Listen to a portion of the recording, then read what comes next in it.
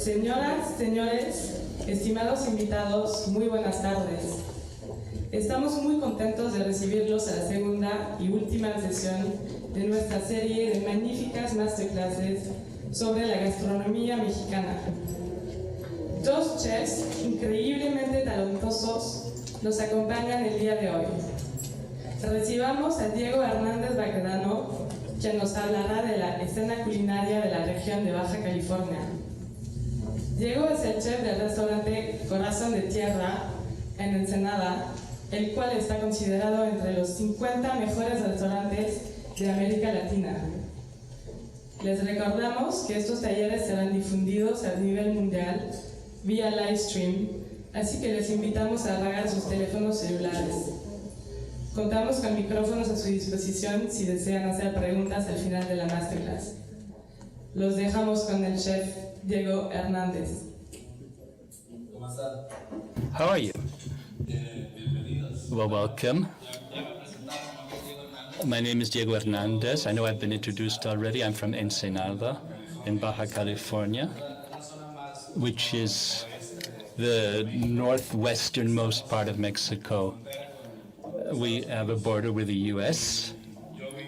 I live in a town called Ensenada, which is 1 hour from the border, and it's also the wine growing area of Mexico. 90% of the wine is produced in the area of Ensenada, which is basically the Guadalupe Valley. But in fact, there are 5 different wine growing valleys that are under development. And Guadalupe is the most well known, but that's where my restaurant is, in a vineyard. My partners have a project to grow wine called Bene Cava, and we also have a little hotel, only 6 rooms. It's more like a bed and breakfast than a hotel. Now, I carried out my whole career in Mexico, in the different restaurants that I worked in, the chefs with whom I learned, the schools I attended. I began in Ensenada, where I was born, with a chef from Mexico City, but who has a restaurant there. His name is Benito Molina. He came to Ensenada because of the wine making that was occurring in the mid-1990s around Ensenada. He felt that Mexican cuisine that could be eaten with Mexican wine was something that needed to be developed. This is the whole sort of Mediterranean type climate that pervades our area. So therefore, olives and grapes can be grown. It's a very good area for olive oil, for example. The agriculture had begun thanks to the American influence or the U.S. influence. This is where the companies carried out organic farming for the American market. And so many of the vegetables which didn't make it through the quality control stayed behind in Ensenada, and we grew up eating a lot of this organic food. Many types of vegetables which weren't typical of other parts of Mexico. Also, since we were so far from the center of Mexico, we sort of developed in a different way because it is a rather young region, and it's called Baja California. As such, it's only been around for 60 years. Before that, at first it was just a federal territory when it was created 120 years ago. And there's a lot of migration, a lot of people who come in and out of Baja California. In a place where you have that kind of culture,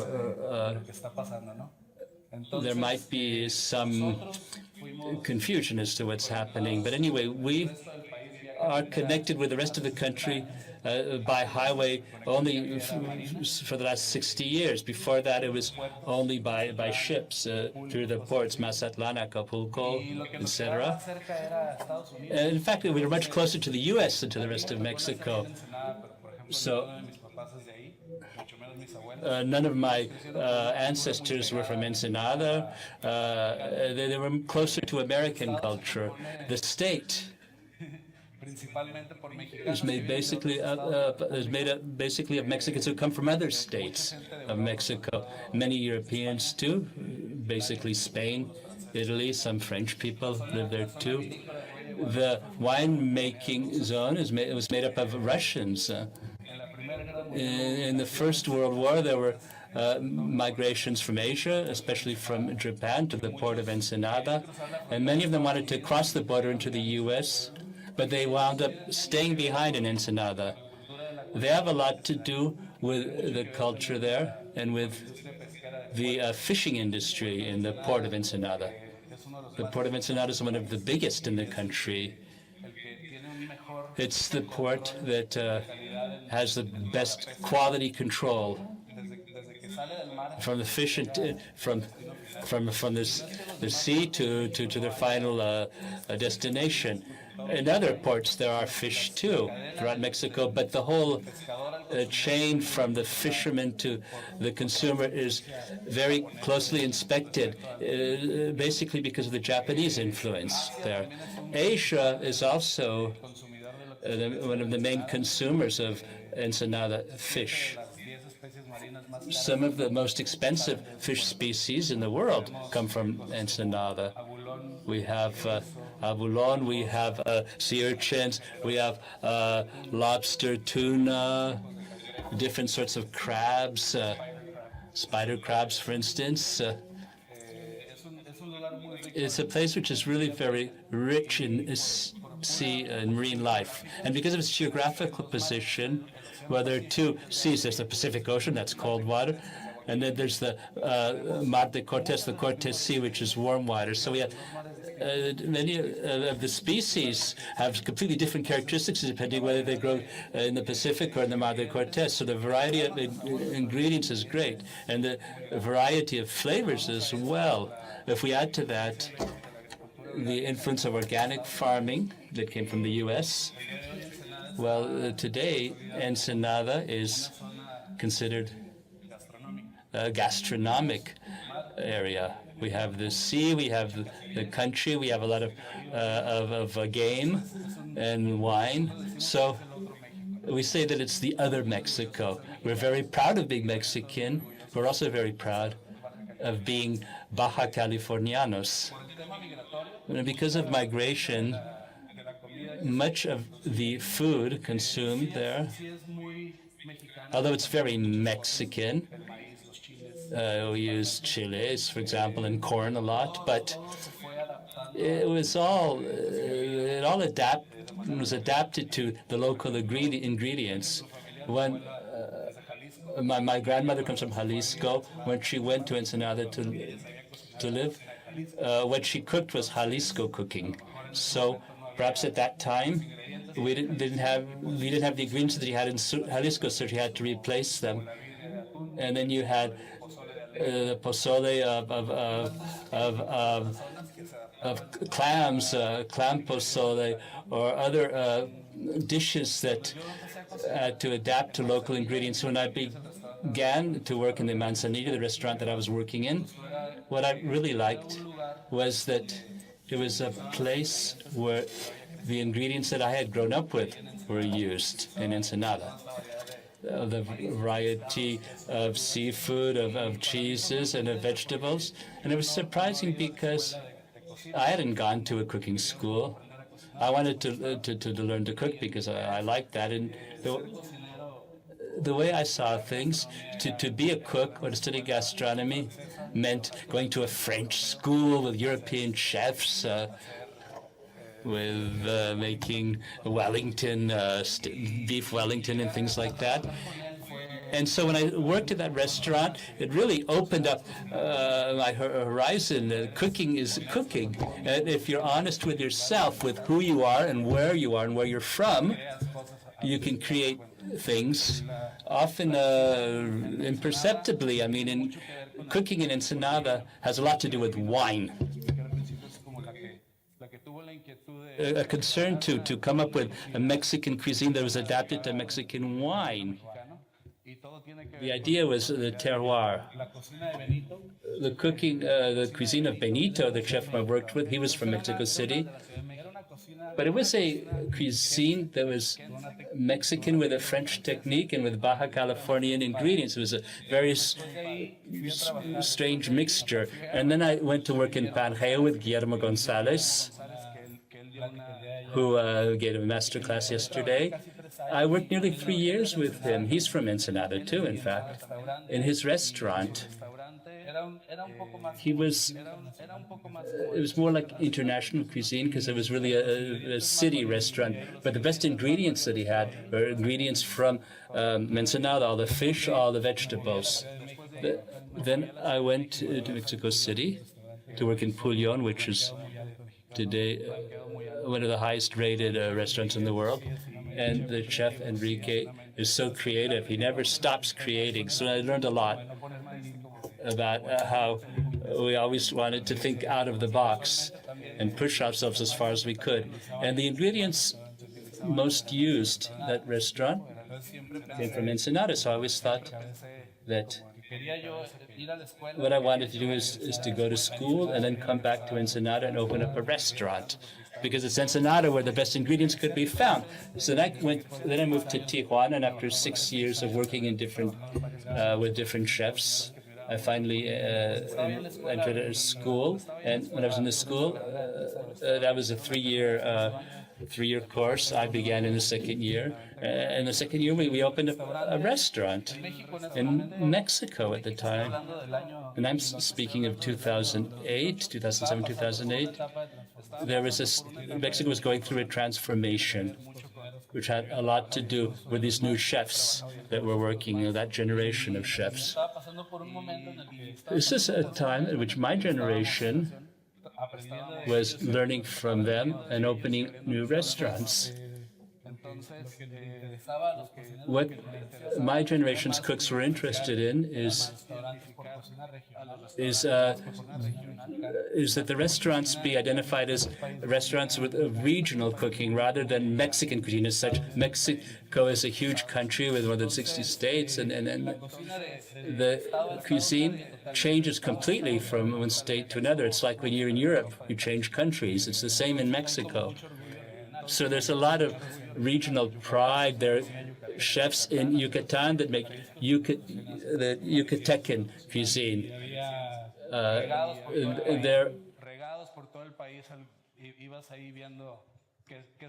You can travel from state to state and see what the local chefs were doing. In Baja California,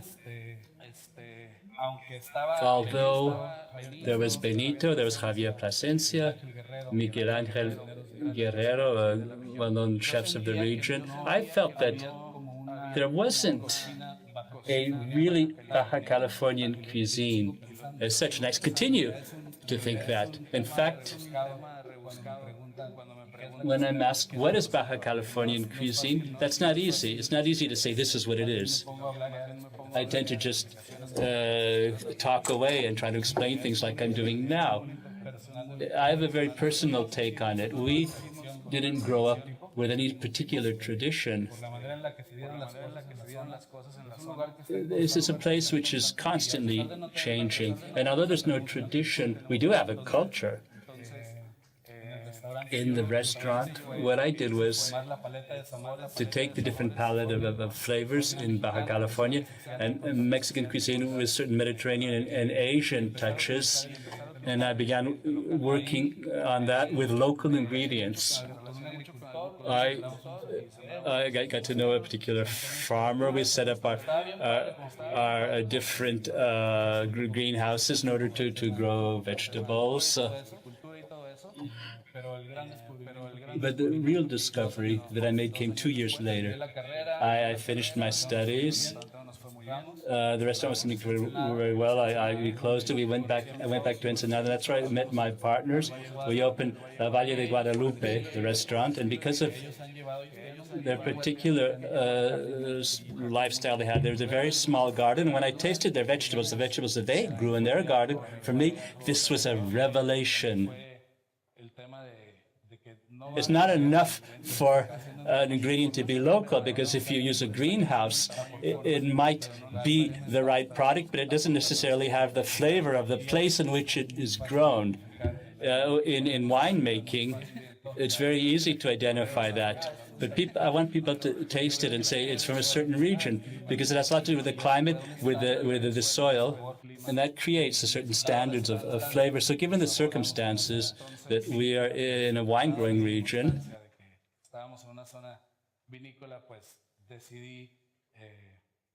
I decided to apply those methods to our vegetables. So we created a vegetable garden outside the restaurant, and all the vegetables, all the herbs, and some of the fruit trees grew right there with organic farming techniques.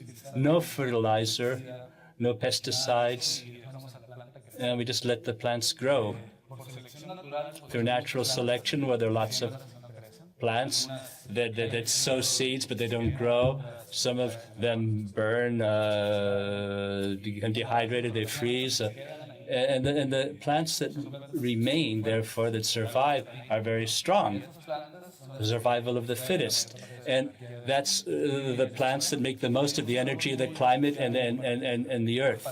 And they have a very special flavor. So for me, this is the very principle behind Baja Californian cuisine. It has to taste like the place where it is made. So the restaurant's called Corazón de Tierra, the heart of the earth. So it began as a very simple concept. We wanted to make pork sausages and things like that. But the Guadalupe Valley is starting to attract lots of tourists and restaurants.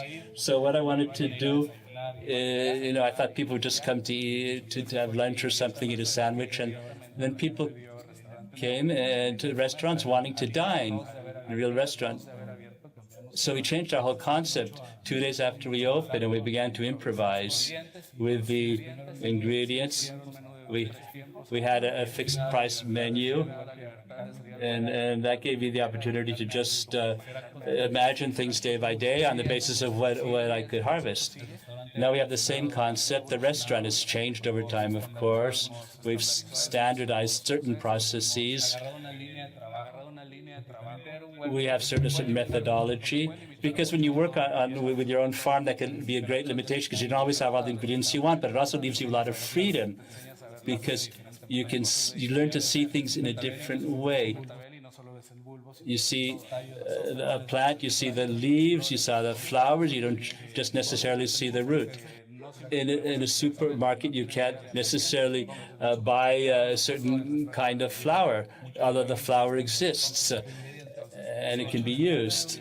So the fact that we didn't have a fixed menu, that is to say that every day we revised the menu on the basis of what we had, well, that made people didn't get bored. They really liked the idea, let's see what we're going to have to eat today. So we have a three-course menu, like an entree and then a main dish and a dessert. But we also came up with a certain process. Each course has to be related to the previous one and the following one. There's a question of a scale of flavors. So each step in the menu is linked to a different sort of foodstuffs. We began with seafood, then vegetables, and then meat, and then corn. Corn flour, or the masa, because we wanted to just be very Mexican nonetheless. Now, I wanted to speak to you a bit about what we call the masa, the corn dough that we used to make tamales, which is something very new for me. We are Mexican, after all, and we're just as Mexican as anyone else. And therefore, that culinary culture has a lot to do with corn and with tortillas. And people say that the masa is there to make tamales and tortillas, and that's all. But then you see chefs in the U.S. or in Spain are very creatively using masa because Mexican cooking is very much in fashion. But they aren't thinking about the Mexican tradition. They're thinking about how they can use this new ingredient, and they're applying their own personal culture to something that they didn't grow up with. And they come up with great things. For us, it's harder because we did grow up eating masa and eating tortillas. I wanted to show you just how some of the uses for masa, how this could be used to make a tamal, but the way that we make it in our restaurant, that combines Mexican tradition with the great freedom that characterizes Baja California. Now we begin with grains of corn. In Mexico, we have two different names for corn.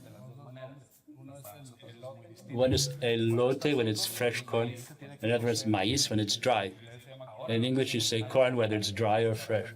But for us, it's very different. When it's dry, maíz or corn has to be cooked. Well, we cook it in water with lime to change the pH. In an alkaline medium, therefore, the structure of the dry corn breaks. It becomes softened. Before, we used this stone here called the tequesquite stone.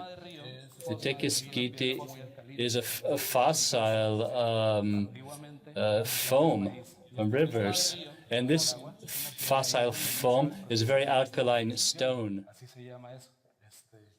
So before they used that stone in water for nixtamalization of corn. Today we just use lime. And the tequesquite it could be a stone like this, or one of these pieces, which is what we use with water. And this is powder. This is the powder form. That's what's used instead of salt to cook in Mexico a long time ago. So the nixtamalization is a very Mexican technique. In other countries, they make tamales, but I don't know whether in other countries they use the tequesquite stone as well. So it was very important for me to share this information with you. Now, once the corn is cooked in this alkaline medium, it's ground. We use a Thermomix today. Before they used, of course, a mortar and pestle, or we use a blender too. And that makes a sort of masa, and then we add some water to it while it's being ground, and that makes a kind of dough. And it's considered that first masa is good for making tamales because it's a bit harder than the second one, which is more delicate, and it's used to make tortillas. So the tamales in Mexico are masa filled with some kind of preparation. It can be pork with green sauce, or chicken with red sauce, or whatever. It can have olives, cheese, different sorts of chiles, fresh corn. The stuffing varies from region to region. And then all this is wrapped up in the masa. And the masa is wrapped up in dry corn leaves here. In Nahuatl, the language spoken in ancient Mexico, this is called totomostle, but I mean it's a corn leaf. And with that, you make a little package, and then that was cooked. Here you have the masa filled with meat or whatever. You wrap it up in corn leaves. Then you make little cords with that, and that's a tamal. In almost all the states of Mexico, you have different sorts of tamales. We didn't make this ourselves. I bought this, but I just wanted to show you what a tamal looks like. There's another sort of tamal that's very popular with banana leaves, and that's this. That's a banana leaf. That's a kind of tamal which I like very much because that adds some flavor to the tamal. It's another type of tamal. They look like this. And different leaves are used in different parts. In Guadalajara, for example, in La Santa, they use a local plant leaf. Once there was a traditional cook in one restaurant in Huerta that I went to, and she found all different manner of leaves from the local garden, and she says, "Oh, I'll use this for my tamales." So really, tamales vary a lot from region to region and from place to place.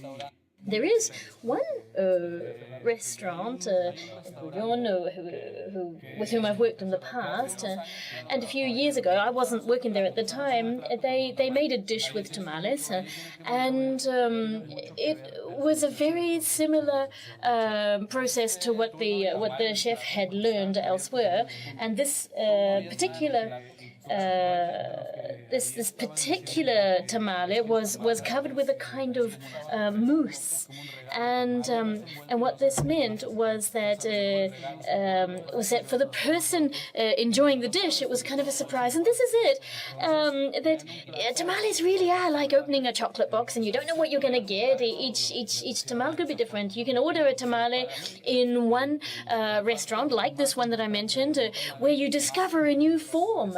Yes, you'll still have the basic corn-based masa, but you don't know what's in the middle. You don't know what leaves they've used, what surprise it will hold for you.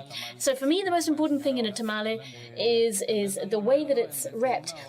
Not so much for the surprise effect, but also for the flavors that could be imparted into that from the wrapping. And so now I'm going to show you how to make some tamales, and instead of wrapping them in a leaf, we're actually going to blend up some leaves of various different veggies, and we'll put that into the masa itself. And so, they will give it a color, they will give it a flavor, and the fragrance will actually be imparted into the tamale itself. Now, there's one good friend of mine who's a chef, and actually all of us all know each other. If you meet one Mexican chef, he probably knows all the others, and we'll get on really well together. We're very good friends, and I really admire his work, he admires mine, and we share a lot of techniques. And so there's this particular chef in Jalisco who's Francisco Urbano, and he made something like this. And instead of putting your corn-based masa in a leaf, he wrapped it in a little bit of cling wrap like this. Maria Arsac, who's a Spanish cook, did a kind of a flor de huevo in using this technique, using cling film. And so Francisco once decided to make a tamal like this in cling film. And it was a kind of an unusual idea. And so our techniques do vary. We get a little bit playful with our experimentation.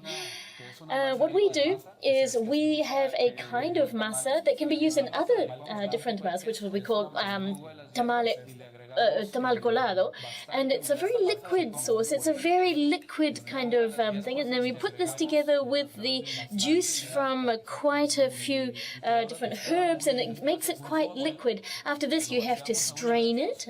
You put it through a chinois strainer, and then you need to put it in basically vacuum packed and hold it like this in cling wrap for 20 minutes, and then once it's cooked like this, it still holds the form, and it's got all those flavors mixed in. So what I'm going to do is put together a dish for you. I don't know if you're actually able to see. Are you able to see from there?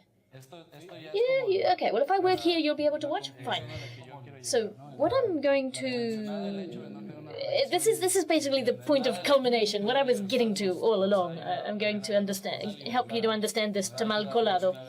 And it's helpful for you, I think, to understand kind of the process through which we've gone to get to this point of culmination. And so this is all, I think, linked to what's going on throughout Mexico with the this new generation of chefs and cooks who are trying to elevate traditional dishes that form part of our identity, bringing back techniques that are from those who learned overseas, but we're coming back to our roots here. And this generation, I think, who is trained locally, enjoying local ingredients and blending those techniques from elsewhere. Now we're presenting a whole new culinary reality. And I think there is a kind of dialogue between the traditionally trained and the newly trained chefs, and this dialogue is what I'm really showing you today. So here we've got all of the different ingredients are actually already in this tamal. So this particular one is made with fennel and with leaves of celery. And what I've got over here is from its inspiration from Huatalca, and they've taught us how to make this sauce. And what I really like about this particular restaurant is this creative freedom that we have, that people understand that they're really working with local products, and I think I've got a lot to learn from the people with whom I work.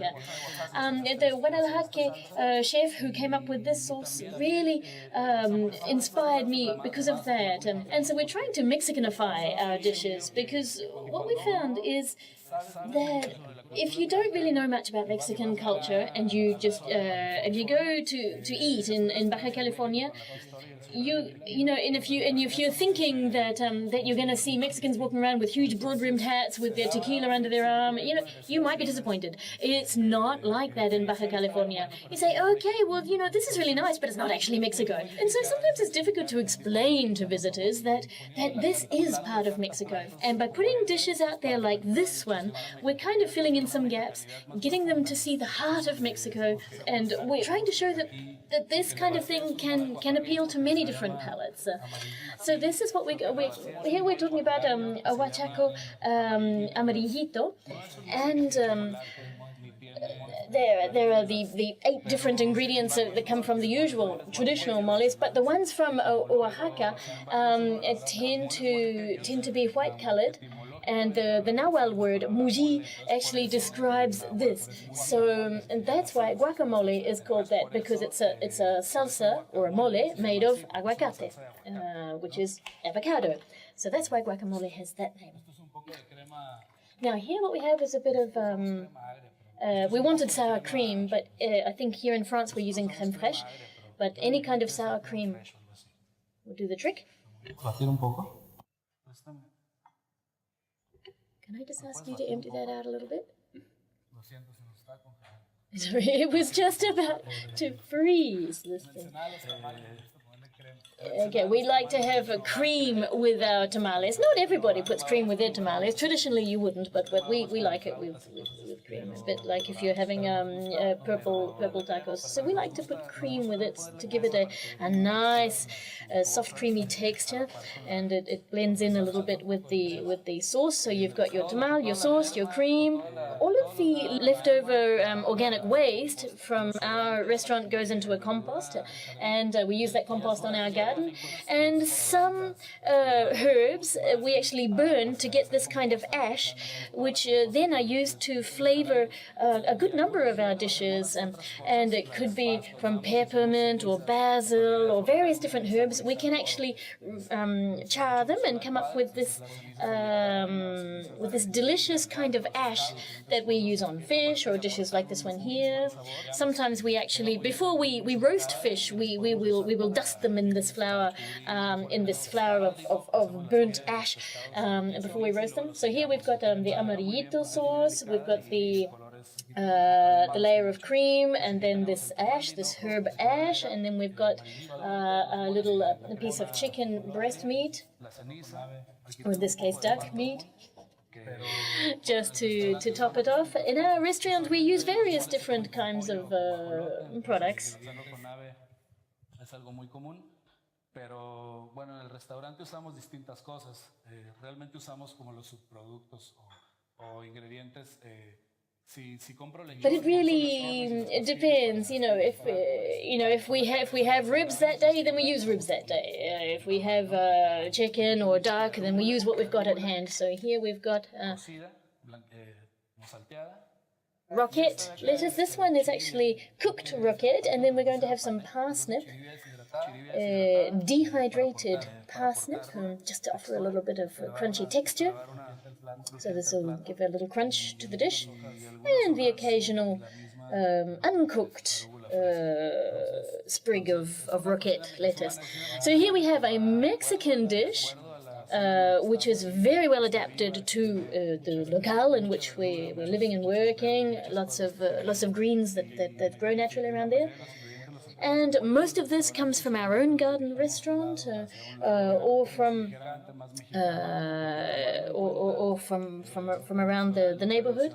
But it's totally made by hand, respecting the tradition of the region, and yet incorporating modern techniques, even though it's a traditional Mexican dish. So that's what I wanted to show you. Thank you.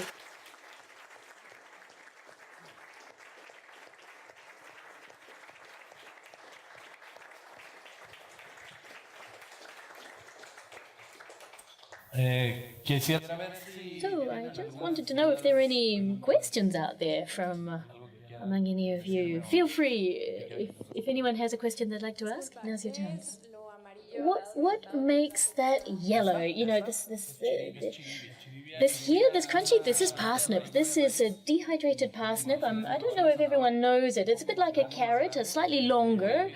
And so what we do is we grate it, and then we let it dry out in a warm oven, and then afterwards the texture changes, it becomes crunchy, and we wanted to add it to this dish just to add a bit of crunch, because we found that otherwise everything would be too bland under tooth.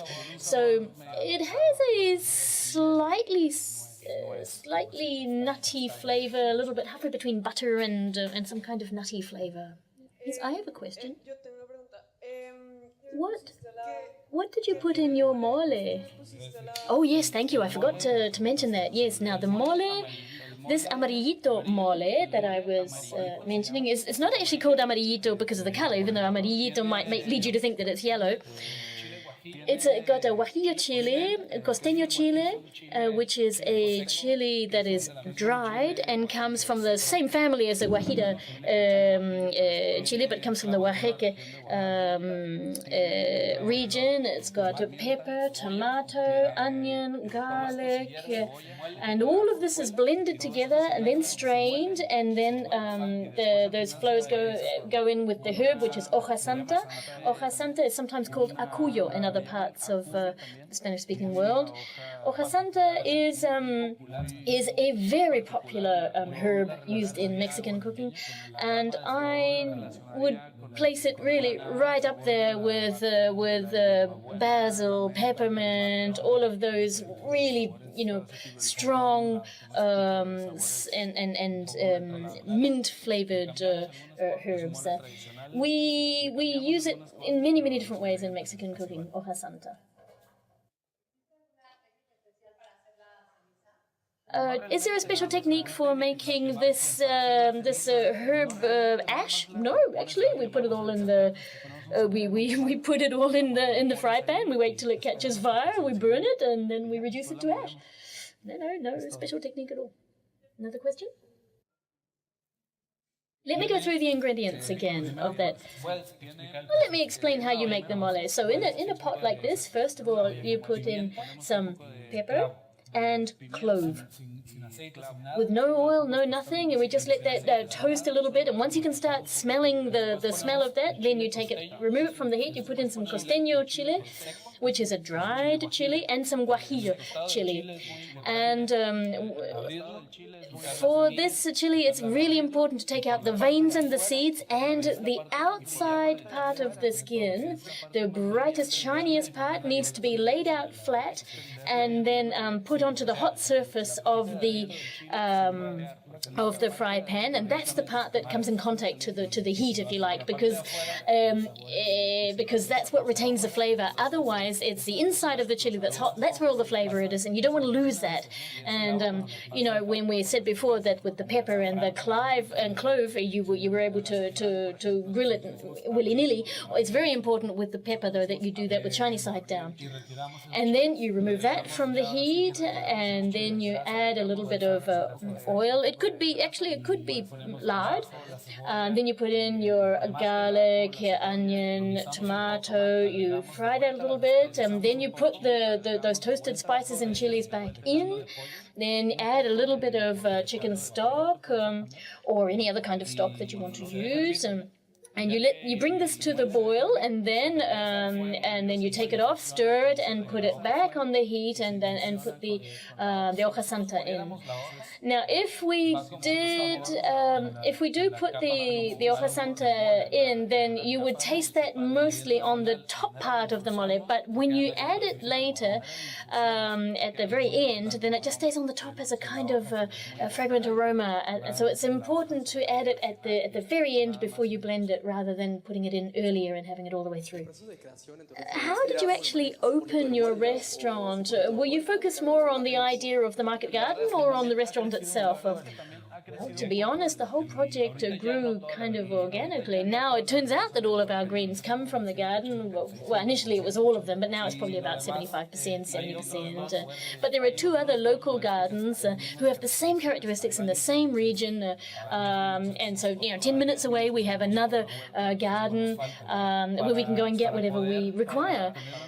But initially, we wanted to have a kind of a balance in our menu, and in each course of the meal, we kind of wanted there to be a logical progression from one course to the other. And so we look at whether we've got something, we go for color, texture. We want something. If we want something really dry and soft like this, we want to have a contrast with something liquid and smooth, or something crunchy. And then we also work on the range, the way that the flavors progress as well. We might start with focusing on the main flavors, and for me, I think each meal is like a film. It's got a beginning and a middle and an end, and you might have a strong opening with a real, strong attack of flavor. And then as you go through your meal, there'll be certain themes or certain flavors that come back, and then you come across new surprises as you keep going through your meal. So with each dish, there'll be different notes, different tones, and you might want to reduce the intensity and move towards a kind of a cinnamon flavor, and then move up towards a kind of a peppermint flavor. So we're really it's like a symphony, balancing all those different notes. Now, Maria over here, the chef behind me, is actually in charge of designing a lot of this, and what we're finding is that we're repeating a lot of dishes depending on the season, because once we come up with a new dish straight from scratch and we realize that it's very successful, then we know that we're going to have to get those ingredients again for the coming season. For example, if you look at carrots go well with carrots are very sweet, and they might go with such and such. And then you've got parsnip coming in when the season changes, and that's got a different flavor, so we've got to mix it differently. Or then we might have Castilian squash, for example, which have different flavor again. So the different notes of flavors, which work in different combinations together, would actually enable us to shift the flavors. And then the season ends, and those ingredients are now no longer available. Then we have to come up with a completely new dish, and we'll keep working on it, tweaking it, fine-tuning it, and just making sure that all the flavors work. Yes, just following on from what you just said, but with more of a focus on spiciness. There are some people like me who love Mexican cooking in all of its variety, but we really can't handle foods that are too spicy. How do you cope with that in your restaurant? Well, in Mexico, there are, I don't know how many different varieties of chilies. You've got fresh chilies, and in each kind of chili can be found in a fresh version and a dry version, or a smoked version. And it might be the one and the same chili, but with different regions, different names, like chipotle, jalapeno, mulatto, for example. They're actually basically the same plant, but they're prepared in different ways. And they all have different intensity of spiciness. They're all not all the same kind of hot. Some are more hot than others. If I can give you an example, if I want this to be a really spicy mole, this one here, then I could quite easily put more chili into it. But if I'm putting the same amount but with 3 different techniques, then you would get different results. For example, if I want this to be really hot, then I would put chili in right at the beginning in the fry up phase, because the heat of the oil and the frying actually brings out the hotness. And I wouldn't clean out all of the seeds and the veins, because but if I don't want it to be too spicy, then I can take away the seeds, I can take out the veins, I can leave it in infusion, but right at the end it'll give more flavor than hotness. There will be some hotness, it will be a little spicy, but if I take the same chili and I wash it, and then I leave it to soak in hot water or even a hot stock, and I'm talking about dried chilies here, then that would hydrate the chili, it would remove all the hotness, and that way I could put it into the dish and it would be even less spicy than the other forms. So those are different techniques to ensure that the dried chilies have the required degree of spiciness. But with with fresh chilies, if you rub them in your hand, then and you take the stem, the hotness actually just comes into the chili from the top through the stem and goes down through the veins, and that's actually what is hot. It's these veins, not actually the spin. But if I rub it, then that hotness is going to go all throughout it. So every single part of it will then be spicy. But with these the same fresh chilies, if I were to remove all the hot parts and be careful not to squish it, then it wouldn't have the same degree of spiciness. So we actually get a lot of our customers from the US. They come down from Los Angeles, and they're curious. They want to try the spicy dishes, but at the same time we try to temper it with other ingredients. Personally, I like it really hot, but that's me. There's another question. A dish like this tamal that you just made, what would you drink with that? Would it be beer, wine, water? What would it be? In our restaurant, it would be wine, but I think it's like anything. It depends on the combination that you come up with will change the experience. There are some wines, for example, which actually make it spicier. Others will actually temper the spiciness. This one in particular, we've been serving it with red wine, and it's worked very well. Another question? You've been talking about the good relations between all of the different chefs throughout Mexico. What about the relationship between the people from Baja California and the chefs? Because here you are, you've got. I want to know about those who produce the goods. What kind of relationship is there?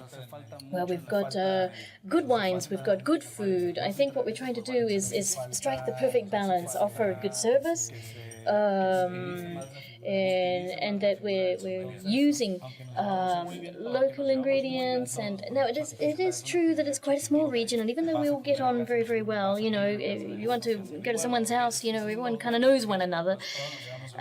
We all get on really well. But if you want to talk specifically about the way in which we work together, well, this is actually always rather a delicate issue, because cooks and chefs, I think, are starting to become stars around the world, at the international level. Everyone's got a claim to fame, or at least in some of the big restaurants, there are very famous chefs. And so I think, yes, there is I don't know if it's really rivalry, but I think this could actually be resolved really. I think it could be resolved if we just worked more as a team. Yeah, at times we undertake trips together, like the Baja California Food and Wine Festival, and we work together as a team, and we undertake these promotional activities, and that works very well. But it is something that, we do need to work on that. Very good question. Pour en revenir au piment, je voulais Yes, savoir just to come back to the la- idea of pepper. Do you use a lot of pepper in your dishes? Do you use different kinds of chilies and peppers? I just wondered, is it something that you use a lot? Does it add different flavors depending on the kind of pepper that you use? Do you use it in all your dishes? Do you use different kinds? Given that there's such a huge variety of chilies and peppers, then do you use certain kinds for certain dishes? And I want to know how you choose and what, like, would you say you normally use 10 or 15 varieties of chilies? Can you tell us more about that? El tema del chile en México. Chilies in Mexico are very, very regional. In Baja California, there are some chilies that are locally grown and that we use in a certain traditional way. There are other chilies which come from elsewhere and they're used in a different way. So for us, sometimes we actually do commit the sin of, going back to doing things in our traditional way. For example, what do you use the chili monito for? Well, actually, we use it this way. And the Guajiro chili, how do you use that one? We use it that way. When actually, what we really need to do is be a bit more free, a bit more creative, and use them however we want them. Now, the quality of the chili, well, that depends on your own personal degree of tolerance for spiciness. And at our restaurant, we don't actually use so many different kinds of chilies. The Guajillo, I'd say, is the most common kind, along with the Serrano chili. Sometimes we use Oaxaca chili, which I think Oaxaca is the most traditional part of Mexico when it comes to cuisine and for chilies. And so sometimes, we go and buy chihuatle chilies, which can be used in the black mole. Just because of the color, it's a black-colored chile, so you get mole negro or black chile, or the costeño, which is what I just used now, for example, in this dish. But in general, I would say that chiles are really to do with travel, because in the area where I live and in the markets around where we are, probably about 4 or 5 different kinds of fresh chili and another different 4 or 5 kinds of dried chili. But there are more than 300 kinds of chili in Mexico, and you can't find all of them in every place. I mean, you've really got to travel to go and find them. You go to a certain place and you try their local chili, and it'll be different to the one that you tried elsewhere. So it's just like any ingredient, really, like vanilla or like coffee, depending on the area, the soil, the climate, it'll be different. And it depends on your own flavor as to how you want to use it. Are there any further questions? Muchas gracias. Very well, thank you very much.